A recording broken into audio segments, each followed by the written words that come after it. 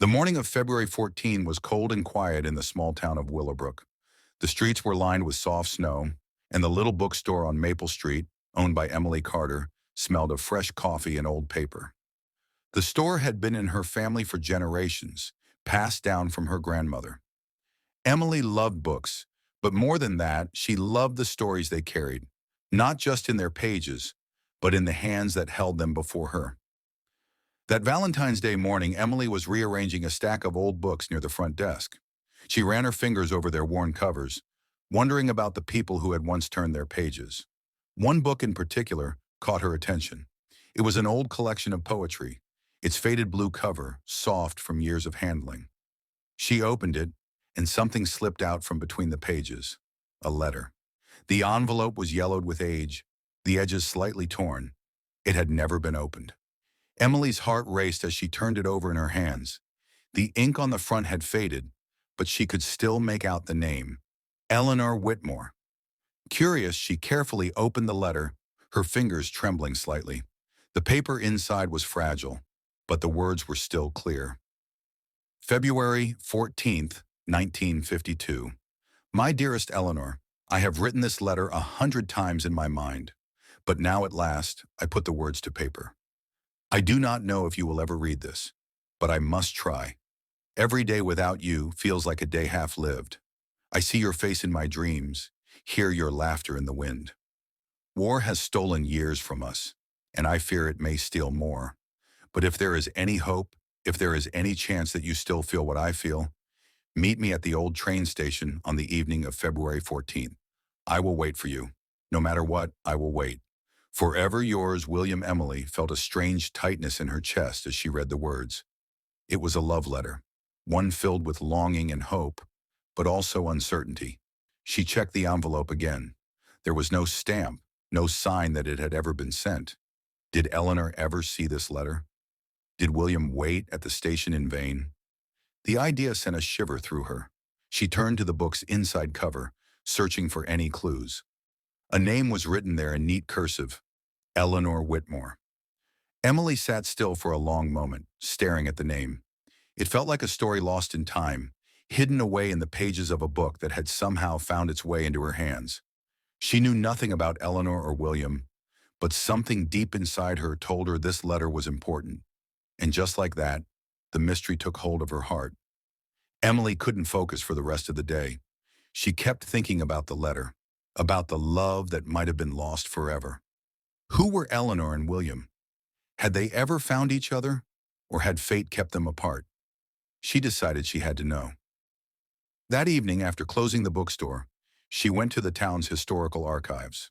The small building was quiet, with shelves full of old newspapers, town records, and photographs. An older librarian, Mrs. Holloway, greeted her warmly. Emily, dear, what brings you here so late? Emily hesitated for a moment before pulling out the letter. I'm looking for information on someone named Eleanor Whitmore.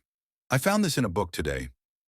Mrs. Holloway adjusted her glasses and took the letter carefully, her eyes scanning the faded ink. After a moment, she sighed. Eleanor Whitmore, she murmured. I remember that name. She was a writer, lived here many years ago. She was known for her poetry, but she never married. People used to say she had loved someone long ago, but it ended in tragedy. Emily's heart sank. Did she never find William? Did she spend her life waiting? Do you know what happened to her? Emily asked. Mrs. Holloway nodded slowly. She lived alone for most of her life, writing poetry. She passed away years ago, but her house still stands on the other side of town. It's abandoned now, but there may be something there, if you're really looking for answers. Emily gripped the letter tightly. She had started the day thinking it would be like any other Valentine's Day, quiet, uneventful. But now she had a mystery to solve, a love story that had been left unfinished, and she wasn't ready to let it stay that way. That night, Emily drove to the old Whitmore house. The wind howled through the bare trees, and the house stood silent, its windows dark. The place had been empty for years, but as she stepped onto the porch, she felt a strange presence, as if the past was still alive within these walls. The door creaked open, unlocked, Inside, dust covered everything. Old furniture, forgotten books, framed photographs on the mantel. Emily's eyes fell on one picture in particular. It was of a young woman with kind eyes and dark hair, standing beside a man in uniform, Eleanor and William. Emily ran her fingers over the frame, her heart pounding. They had been together once. So what happened? As she turned, her eyes landed on a small wooden box sitting on a table. Slowly, she lifted the lid. Inside, there were more letters, carefully tied with a ribbon. Some were opened, others remained sealed. But one thing was clear. Eleanor had kept William's words close to her heart. Emily picked up the topmost letter, her hands shaking. This was more than just a forgotten story. This was a love that had been lost in time, waiting for someone to remember. And now Emily was part of it. Emily stood in the dimly lit room of the abandoned Whitmore house, her fingers trembling as she held the wooden box filled with old letters. The air smelled of dust and forgotten memories, but there was something else too, an unshakable presence of the past, as if Eleanor's sorrow still lingered in these walls. She slowly untied the ribbon around the letters, her heart pounding. Had Eleanor ever read William's last letter? Or had she spent her life not knowing that he had waited for her? Taking a deep breath, Emily opened the first letter on top. It was dated March 1st, 1952, 2 weeks after William's Valentine's Day letter. My dearest William, I do not know if you will ever read this. Perhaps this letter is foolish, but my heart is heavy, and I must write. I waited at the station. I stood there in the cold, watching every train arrive, searching every face, hoping, praying that you would step off and find me, but you never came. I told myself that perhaps you were delayed, that I should wait longer, but as the hours passed and the night grew colder, I knew the truth. You had moved on just as they all told me you would. I loved you, William. I always will. But I cannot live my life waiting for something that will never return. Goodbye, my love. Eleanor Emily felt a lump in her throat as she read the words. Eleanor had waited. William had promised to be there. So why hadn't he come? Her eyes drifted back to the box. There were more letters, some addressed to William, others to no one at all, as if Eleanor had poured her feelings onto paper without ever sending them. The dates spanned decades. It was clear that even though she had tried to move on, she had never truly let go of William. Emily carefully placed the letters back into the box.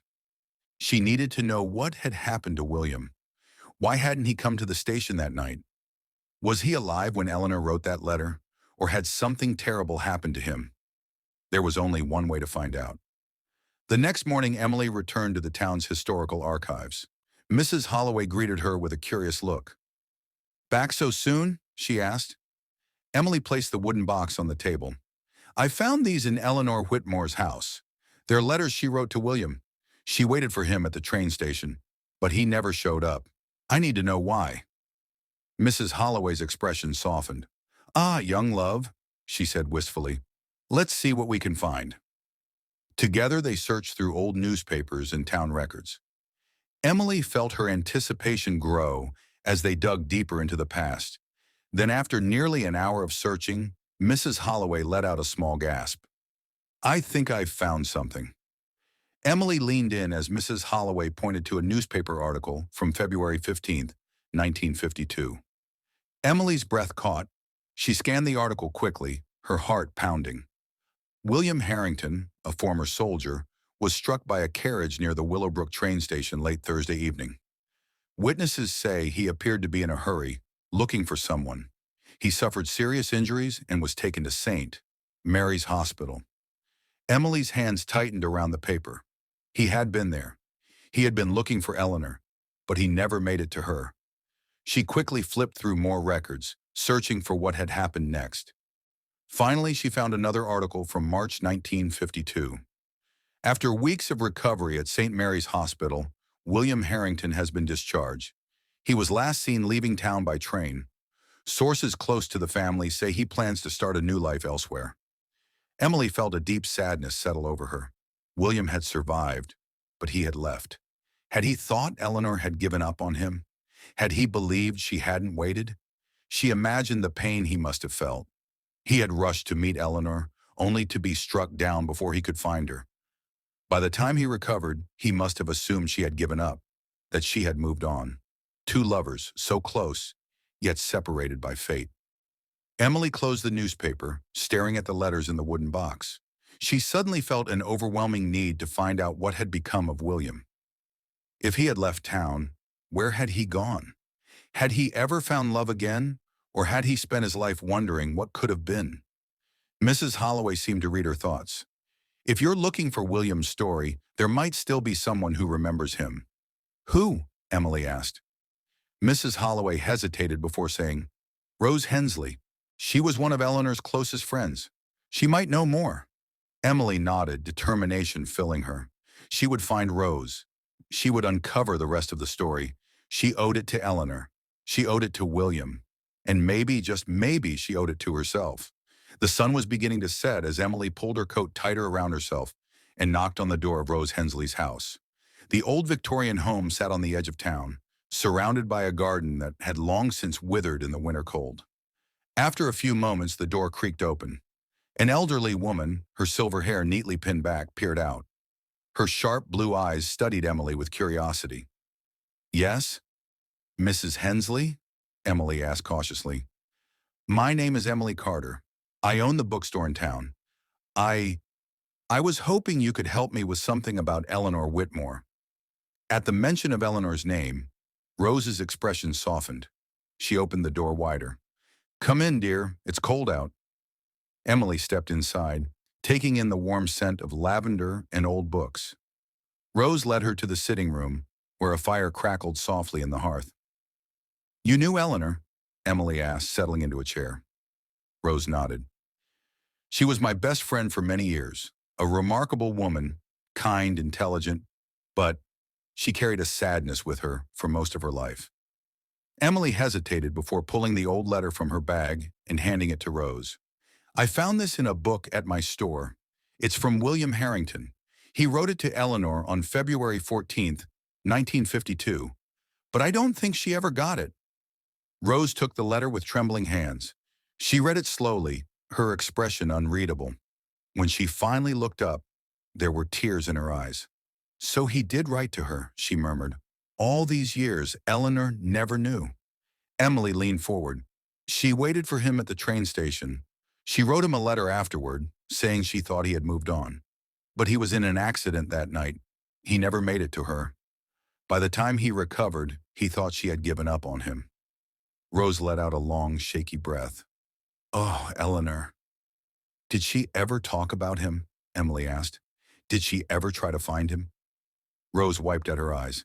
She loved him until the day she died. She never married. She used to sit by the window every evening, watching the street as if waiting for someone. But as the years went by, she stopped talking about him. I think she convinced herself he had forgotten her. Emily's chest ached. Two people so deeply in love, torn apart by fate. Rose set the letter down carefully. William never knew, did he? He never knew that Eleanor had waited. Emily shook her head. Not as far as I can tell. After he left the hospital, he left town. I was hoping you might know where he went. Rose was silent for a moment. Then she stood up and walked to a wooden cabinet. She opened a drawer and pulled out a small faded envelope. Eleanor never stopped writing, Rose said softly. Even when she thought he had moved on, she wrote him letters she never sent. After she passed away, I found this among her things. She handed the envelope to Emily. Inside was a single letter, written in Eleanor's delicate script. To William, wherever you are, I do not know if you are alive or if you ever think of me. But I need you to know, I never stopped loving you.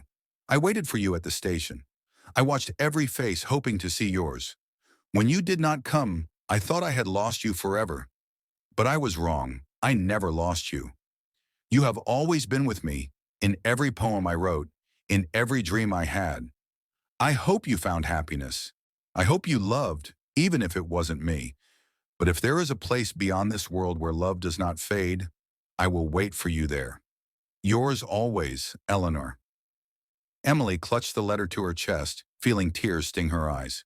She never sent it, she asked. Rose shook her head. She didn't know where to send it. No one knew where William had gone.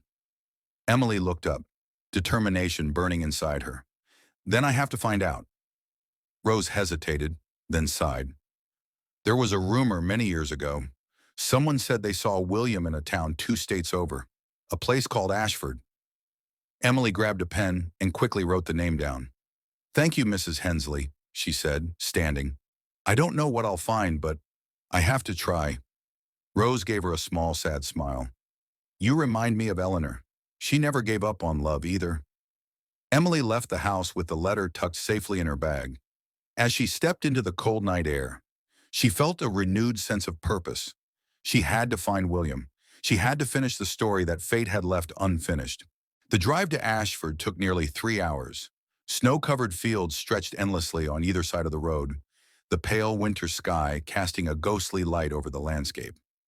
Emily's hands tightened around the steering wheel as she replayed everything she had learned. Eleanor had waited.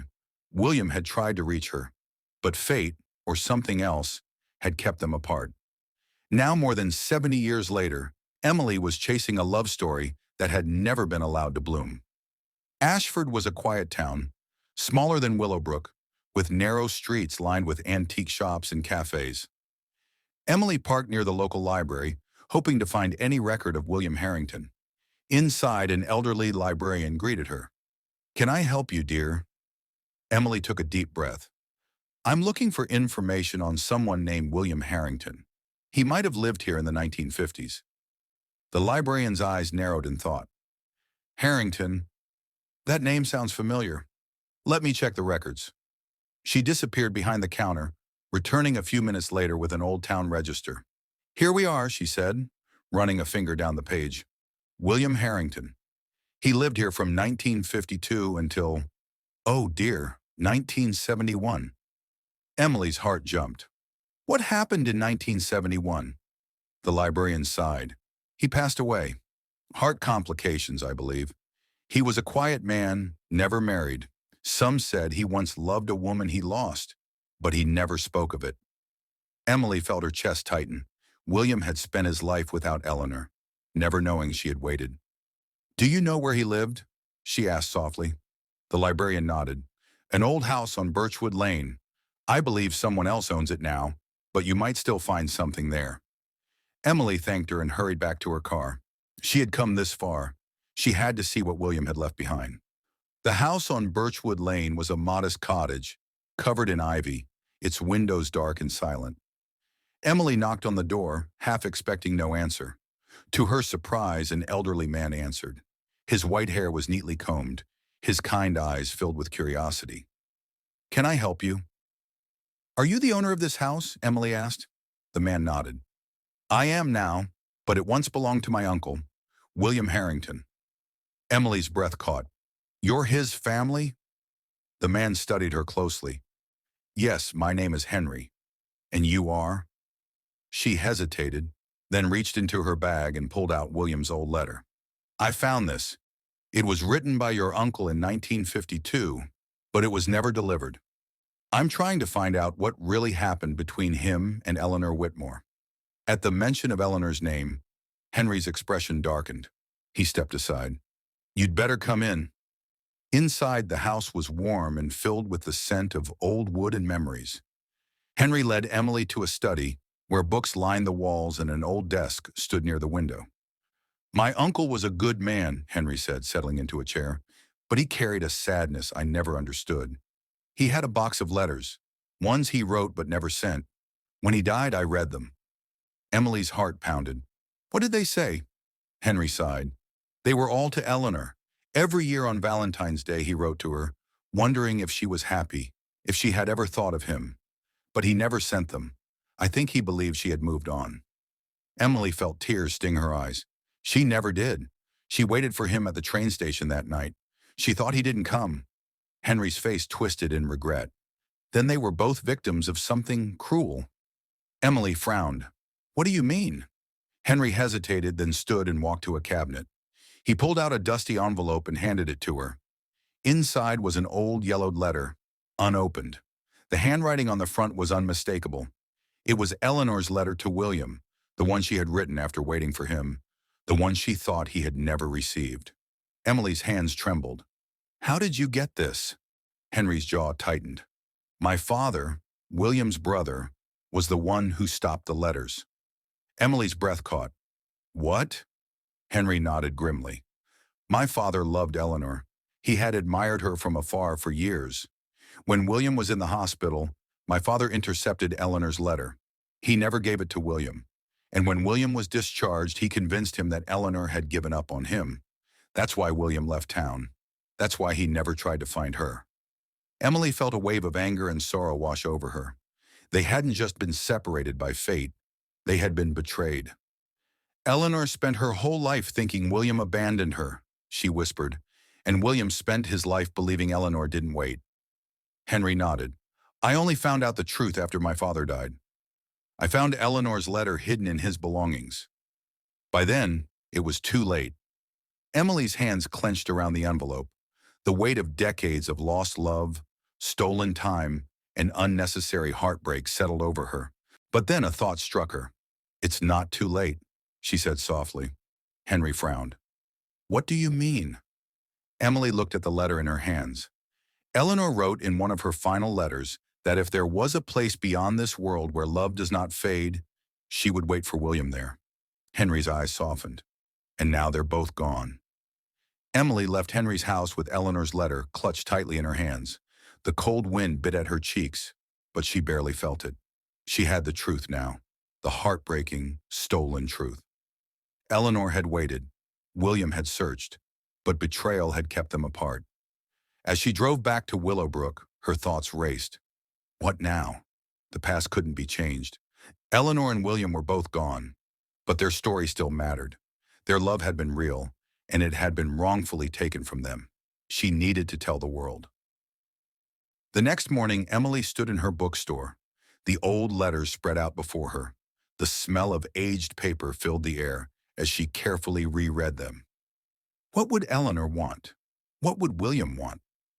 As she turned the pages, her eyes landed on Eleanor's final, unsent letter. If there is a place beyond this world where love does not fade, I will wait for you there. Emily's heart tightened. Eleanor had never given up. Even when she thought William had abandoned her, she had never stopped loving him. A sudden idea struck her. She reached for her phone and called Mrs. Holloway at the town's historical society. "Mrs. Holloway, it's Emily. I need your help with something."